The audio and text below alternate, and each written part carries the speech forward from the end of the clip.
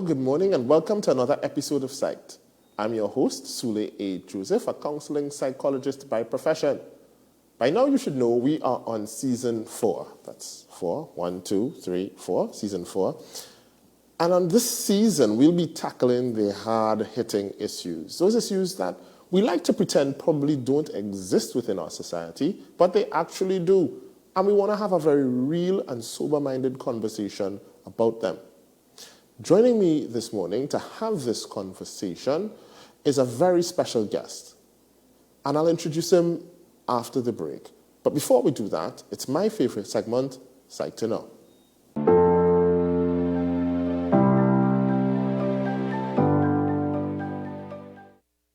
Psyched to Know, brought to you by Sule Joseph and Associates.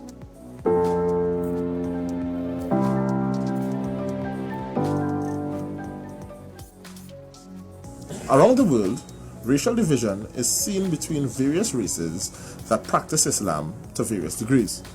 In the UK, a survey of 250 young adults, non-black Muslims in 2020, found that 82% witnessed anti-black racism from their friends and family, while 60% have heard racial slurs come from non-black Muslims, and a whopping 63% have been told by their friends and family to fear black people.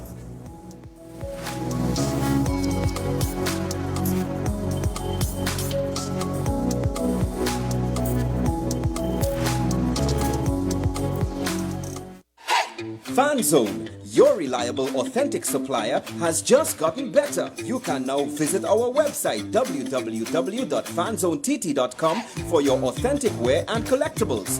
The only place where you can use both your Visa debit and credit cards. Visit our website fanzonett.com to make your purchase today. Take some time for yourself or spend some time with the family at Sandy Point Village Hotel.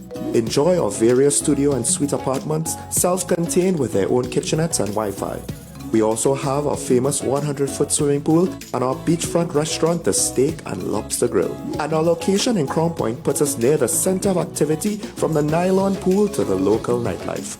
Call us and make your reservations at 639-8533, 389-2378 or email us at sandypointvillagehotel@gmail.com.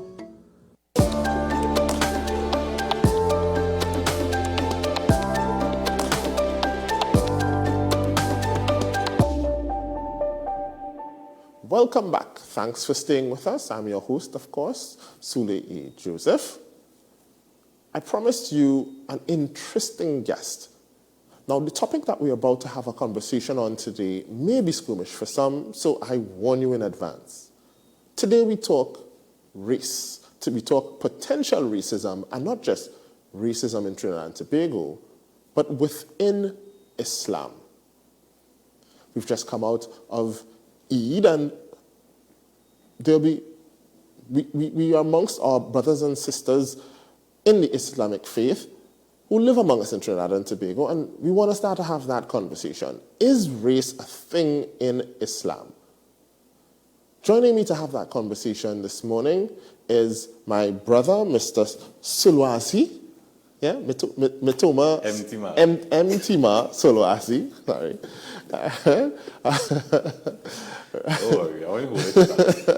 Apologies, right? Mtima, thank you for joining me this morning. Right? Yes. Hard-hitting topic. Oh, we have a hard-hitting topic this morning. All right. Assalamu alaikum. All right. Thanks for joining me. Let's just jump right into it. Straight into it. Now, when we talk about Islam, at least in Trinidad and Tobago, for the average man, we talk about the brotherhood of Islam. Islam being a brotherhood. We are aware that in the Christian faith, in Christian faith, there's a lot of issues with racism still. There's a lot of persons who may believe that this particular religious expression in Christianity is for a particular color or a particular ethnicity and so on. And there are a lot of issues that are well documented. The conversation I want to have with you today is, are there such issues in Islam? Okay, so good morning and assalamu alaikum to your Muslim audience. Eid Mubarak, as we just came out of Eid Mubarak, yes. Eid, which ended the month of fasting in the month of Ramadan. So, how we explain that scenario? We don't have that problem within Islam, right? If you ask any average Muslim, is there a race problem in Islam? The default, no. The reality, we have challenges. Okay. It didn't start now. No? Prophet Muhammad, peace be upon him, in his last sermon, specifically said, an Arab is not better than a non-Arab. A white is not better than a black. Why would he make such pronouncements if in his own community There weren't such issues. there weren't challenges? Right. In his own community, he didn't see that, hey, some people treat others differently based not just on race, but on status. Right. That is why he said, an Arab is not better than a non-Arab. No, a non-Arab better than an Arab. Or a white is not better than a black. No, a black better than a white. So we have that problem within our community. We pretend that it does not exist. But this is the reality. As recent as 2016, a foreign diplomat was having some conversations with me. And like you, he wants to know about Islam in Trinidad because his observations, again now, there are Chinese Muslims, there are so many different ethnicities that make up Islam. But in Trinidad and Tobago, for political reasons, we only see Africans and Indians. I just feel so sad that I wonder how these Chinese Muslims feel when they hear people talking about Islam and just mentioning two groups. Well, to be fair, no, I don't think the average person thinks about Chinese or Asian persons when you think about Islam. Right. Yeah. It's just African Indian. Correct, yes. Right? Usually. And that has a strong political undertone. Right? But going back to this question, the guy asked me, say, Mtima, I want to understand Islam. And I was asking, and he called some groups or individuals he spoke to. Tell him about Islam and tell him know about the African. And in 2016, they told him that African people become Muslims in jail and because they want to marry to their daughters, and they're meaning Indian Muslims. So he spoke to some Indian Muslims. And I said to him, in 2016, still talking about Bultug, you know? In 2016, I heard those stories back in the 1970s. Brothers would say that when they embraced Islam in the 70s, Indian Muslims were accusing them of becoming Muslim because they want to marry to their daughters. We're still talking that in 2016. Sule, we have a race problem, buddy. Well, let's be fair here, right? Hey. Well, let's be fair. Let us be fair. Embraces, I'm in jail. Let's be fair. There are several, and let's go back to even one of the more famous persons who embraced Islam through incarceration, Malcolm X. Right? Detroit Red, I believe, was his moniker before. Red. Yes, the Detroit Red is what they called him when he was non-Muslim. And it's through incarceration or getting himself in trouble that he found Islam and so on. And we have a lot of African brothers who found Islam through finding themselves in problems. Right? That's a benchmark. Just saying that. Raise your hand if you embrace Islam, not being incarcerated. Look at people raising their hands. And for you to even think that, is that way you put it me? In a prison? And then they're saying, I want your daughter. No, I'm saying this now, without an apology. Whoever made that statement, I don't want your daughter. Because if that is what you're thinking, that is how you indoctrinate your family. Right? I prefer the other Indian family daughter who don't think that way, and there are many of them who don't think that way. But then, we what about the have that people? problem. Let's. All right. So I want to be the devil's advocate. I want to be on the other side of this. And I said, okay, if we sit and think, if we are truly honest with ourselves, and we sit and we think in Trinidad now, we sit and we think in Trinidad, when we think of a criminal element, or we think of the gangs, because at one point there was a gang called Muslim. So you're joining a gang and you're becoming Muslim. There was the Muslims versus Rasta City. Oh, I thought you were stopping at that. Right? So it was Muslims versus Rasta City. Now, the majority or the large part of those persons who became Muslims to join the gang and be involved in nefarious activity looked like you and me. They were of African descent. You sound like a popular guy on television every afternoon from 5:30 to 7. You hear something on the Don't do that. No, listen. A large cross section. So when Trinidadians think about, when you think about the Afro-Muslim, whether it's fair or unfair, and please, Trinidad, don't crucify me. I'm being honest and direct and straight here. When a lot of people think of those persons, they think of persons in gangs. They think of the mosque on Mukarapo Road, and they think of Abu Bakr, and they think of persons who want to bring terror, I'm using quotation marks here, to the rest of the population. You know, and when we think, and the inverse, and when they think of Indo-Muslims, they think of pillars that support the business community. Because the Indo-Muslim is associated with business and entrepreneurship in Trinidad. Until 9/11. And I don't look like Osama. Yes, the same man you called yourself, our beloved deceased Yasin Awabaka, he don't look like Osama bin Laden. Right. So, again, the reason why I could throw in one time 9/11, right? And not to take that lightly and as if it's not a serious issue, but we're looking at the individual who was perpetrated, who was identified as the mastermind. He do look like me and you. He do look like Yasin. He do like all who they saying have this face of this criminal Islam in Trinidad and Tobago. Al-Baghdadi, we do look like him, right? So we have to understand the role. I'm not attacking, I'm not trying to crucify him over there, but the role that the media plays in painting a bad guy. You invited me here. Did you invite a criminal? Well, not that I knew.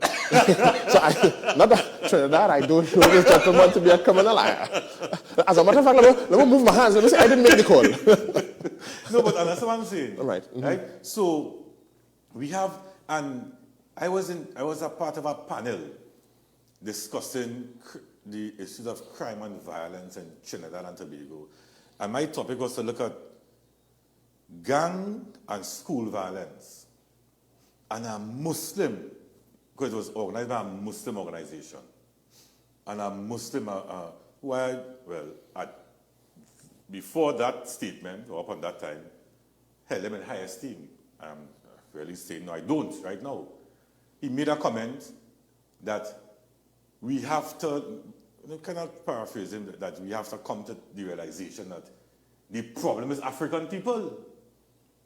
And then he go on to say, look at this, the fights in schools, who in the prison. Now, I have been working in the prison system since 2005. I see real Indian. Just recently I was in the prison and I see a Chinese man that I recognize.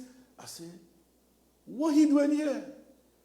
So it's a Chinese in prison, it's an Indian in prison, it's a white. Once you do a crime and you are held, you will be detained or contained or secured or whatever you want to call it. Well, unless you have contacts. Remember, this is true. Well, in our prison system, right? Okay, right. So he said, look at the prison, look at the schools, and look at the gangs on the streets and the drugs. And I know, and you know, and the nation know right? Trinidad passed through a serious era with that Dole Chidi dynasty, right? Dole Chidi don't look like me and you, right? And I am talking about the sealers now, modern Dole, who they label Dole. Talking about the original infamous Dole Chidi, right? Nike Sumbo Jam. And when I raised that, and we know of many other notorious, nefarious, criminals. I grew up here about boys, you sing all these stories. The man said my head buried in a sand. And you are a retired principal. So I'm wondering now, what is happened to those poor little African children who were sent to the principal's office? If that is your mindset. Hello.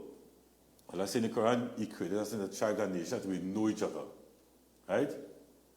That we know each other. So I can watch at you and say, hey, me and he's African together, or we from the African race. He and she, or he and whatever, from the Indian race, the Chinese race, whatever race.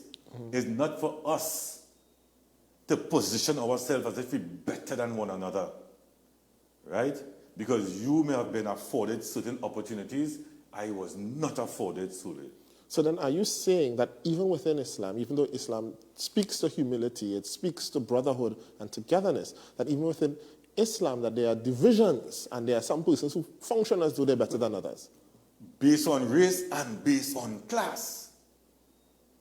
Hello, I have had the opportunity to sit in meetings, or young in those days, or embrace Islam, big papis in the dance, right? Millionaires in this meeting, or 4 of them, right? And when I watch how these guys were speaking to one another, I say, Mtima, stay quiet. Right? It was like a pissing competition. Basically, who bank account bigger than who? Right? Right. And these are men, same race, same religion, but money, and a little bit money, little bit. We thought, hello, we can't have start a count, we can't have pronounce the kind of money these fellas have. But how they speak to one another. So we have that problem.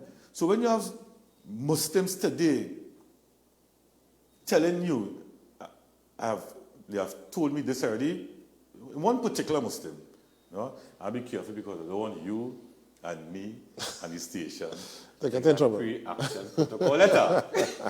Right? You have a way that when they speak about his behavior, you say, hey, you're talking about me. For the record, I don't know who you're talking about. Please don't send any pre-action protocol letter for me. When you could say to African Muslim, no, you giving charity, you giving zakat, right? Because zakat is the Muslim, sadaqah or charity is for the non-Muslim, right? When you're giving zakat to the Muslim, and you're saying, Sule, where you must be when I feeding your black hungry brothers and sisters? Sule, you are a human being. We're not talking religion now. Right. We're talking humanity. Where is the humility in that? Where is the humanity in that? When I telling you where you must be when I feeding your black hungry brothers and sisters, whether I'm referring to zakat or whether I'm referring to sadaqah to the given the non-Muslims. Non-Muslims, yeah. What is that? How will you interpret that, Sule? Now, could it be, again, being the devil's advocate, could it be that this person is attempting to speak facts, to say, listen, I have been feeding everybody. I have been going out of my way. No, not everybody. My black brothers and sisters. He never say, hey, Sule, where will us be when I'm feeding your black brothers and sisters, and by the way, the Indian brothers and sisters, and not to mention the Chinese brothers and sisters, or the white. Yes, specifically, and then when you speak about African people, whether it's Muslim or non-Muslim, you speak about them in a derogatory way, in a demeaning way. Listen. But help me understand, because I genuinely felt and thought that Islam removed color. Hello, Islam removes color. So I generally You thought. see the Muslim individual, we love color. And in reality, Islam is perfect, you know. The individuals who practice Islam imperfect. I am imperfect. Right? That's why we have to always run and seek forgiveness from our Lord. Because we will always err. But when we err, we have to accept that we err. And don't hide behind a pre-action protocol letter. Right? And don't hide behind money. And don't hide behind status. And don't say, hey, in the last year, I have given 1,857 African people something. How that proven in a racial? Or are you racial? I don't know. You have to answer that question. Because listen, all praise is due to God. Thank God for this. Sule, every year, and you have to be careful of doing acts of charity and announcing it, because it is not to be praised by man. Your acts of charity is for God. It's for God. Right. But I have been so fortunate, and you may laugh at this here, and some Muslims may frown. Twice a year, people will call me, all kind of people, Muslim and non-Muslims, to distribute charity on their behalf. Ramadan time, I'm just going to see next time. Christmas? I thought so. No, hello, Yeah, it had one time by Sule during the pandemic. I go into a certain community and my car full up. At toys, I say, Mtima, you Santa Claus? What going on with you? You know, a big Muslim going to deliver. Yeah. But people say Mtima because they understand that the work I do and the people I interact with is on the ground. Right? So who better to regen than somebody like me? You also, he also, she also. But I'm speaking about my situation.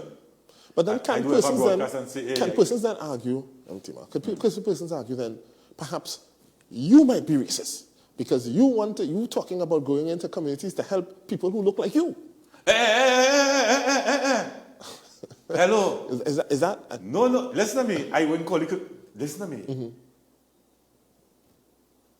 My number is not a public number. And when people call me, I don't ask them, state your race or your religion. Send me a location. And when I go, I'll be surprised sometimes worse. Listen, it takes a lot for somebody who don't have to ask for help. And again, to ask for help from somebody who don't look like them. Right. It's a lot, Sule. It's a lot, you know. And the only person I just shared with is my wife. I said, you wouldn't believe I was today. You wouldn't believe who called me on my phone today. And I don't know these people. They get my number, they call me. Right? So, it had nothing about I helping who look like me. Right? The thing is, and before we even start on during the break, we talk about this whole political thing. It's politically based, you know, because we are so divided in this country based on two political parties. I went through some post something on Facebook. I did not even know you are allowed to say such nasty stuff on Facebook about somebody else. I have heard my friends saying, boy, Facebook locked me up. I get banned. And I seen these people posting some Sule. When I read somebody post, my belly nut up. Yeah. Right? And some coming from persons with Muslim names. They don't have to be Muslim. Right? Coming up with Muslim names, Pentecostal or Christian or whatever it is to be. Right? But you have Muslim name. Some, it clearly is seen as African people saying it. They might have a photo up. Some is Indian people saying it. So we as Muslims in this society, we're not immune to all that divisiveness, all that ugliness in society. Our role is to show something different. So basically you're saying within the bubble that is the Brotherhood of Islam, there are bubbles within that bubble. Probably multiple bubbles. Yeah. And it is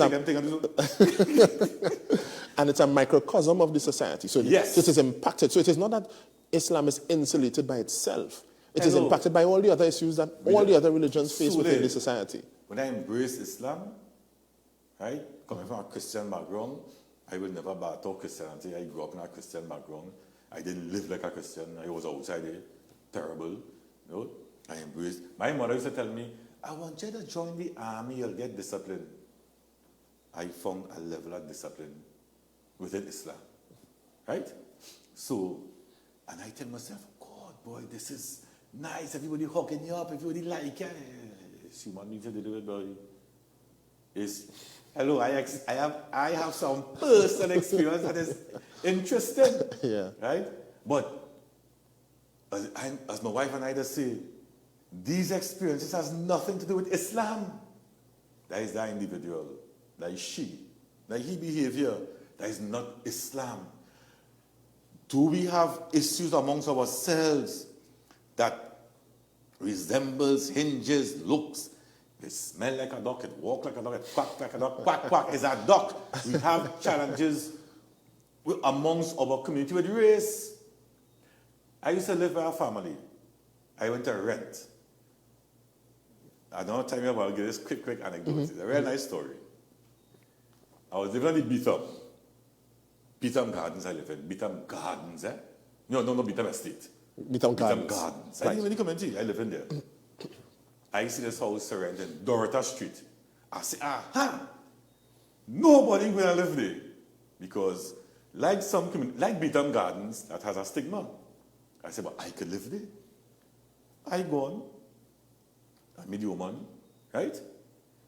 And this story is so nice. And I stay in race just to share the other part of the story. I know woman, real nice and thing.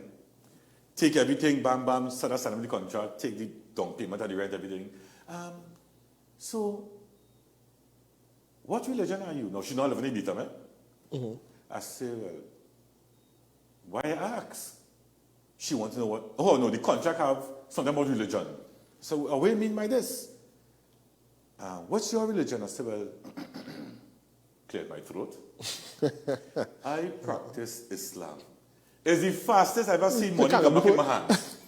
You want to pull back the money in my hand and start the contract and say, how I going to rent you my place? You're done living on the Beetham. And he's a Muslim too. I really feel it. I saw it about a month after. I saw a next thing. I didn't say, no, you can do that. Muslims only. I said, well, he's a Muslim. I called another Indian family. Mwah! I was living in a gated community with a nice fence around it. I know in Indians live. Mommy here, this one here, that one there, and my house was in the middle. The house I was renting from. And that family treat me with love. But guess what? Every Eid, the other relatives will come who don't live in the yard. Right. And Mama will tell me, when they're gone, come, don't take on them. Imagine that. That entire family embrace me, not as an African, you know. As a Muslim. As a Muslim who's African. That's what I'm saying. Not an African who's a Muslim, as a Muslim who's an African. Not the other relatives. To the extent that Mama had to tell me, when them gone, you come. And I will sit on that dinner table with Mama, me and she alone. You know the spreaders be. And we'll eat. And I smile at that. So how come I can't be there with the other relatives? Because they have a problem with an African who's a Muslim or a Muslim who's African. Not that family in that yard. That's what I'm showing you. I feel like we're getting so deep into this topic. No, we have to get deep because listen to me. Getting deep into this topic. And I say we, the Muslim communities, pretend. Right. That does not exist. It's not. But guess what? According to them, who does say that? I'm saying them who does say that, right? Because not all Indian Muslims does say that. But they want you to be security. If something happened to them, they want to call you first before they call the police. I say, boss, I am not a police officer. That's a police matter. Call the police. So, why you want to use the African Muslim as strength and muscle and not deal with me on the merit as I am a Muslim and I could contribute to this society.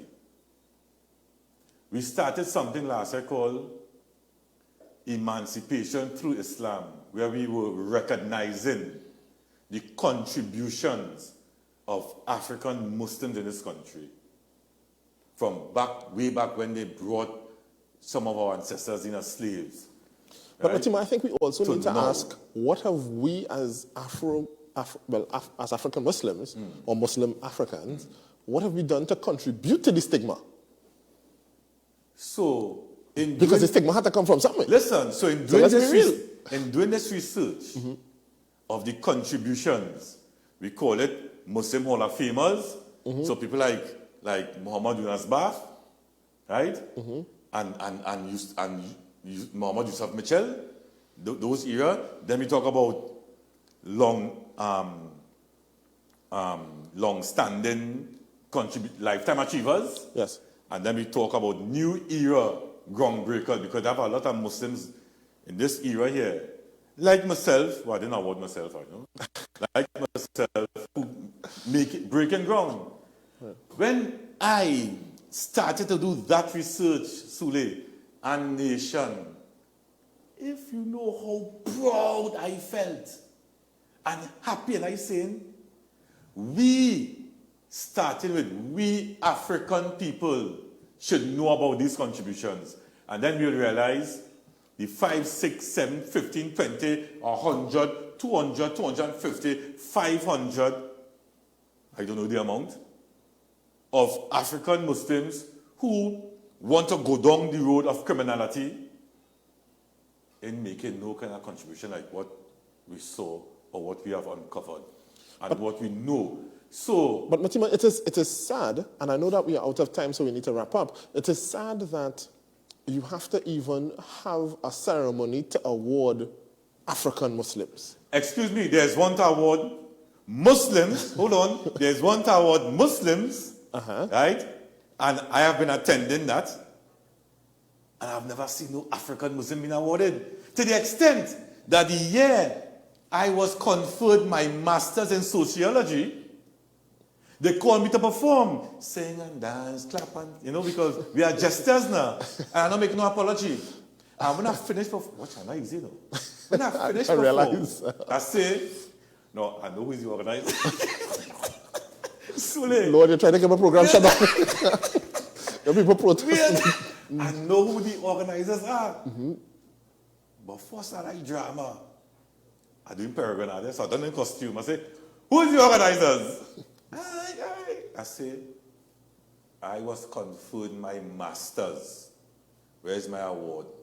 They called me to perform, and I walk off the stage. So, Sule, because it's trouble in the people place. We have to award African Muslims for their contributions. There's no shame in that. So, and we have to lock up them who want to be criminal. The ones who bring shame to... We partner in the afternoon from 5:30, you go deal with them. Lord, I don't want a pre-action protocol. Don't shut down my program. You come to cause bacchanal in the place. Did you call me, boss? I never called you. All right. So, we are out of time. So, are you ready? We out of time. Time flying, huh? We out of time. So, very quickly. Call me back. I'll call you back. If I don't get a pre-action protocol, I'm a program shut down. I am calling you back. I'm calling you back. All right? So very, very quickly in closing, if there was one thing you want to leave Trinidad and Tobago with, one thing for them to remember on your way out, what's the one thing you'd tell them?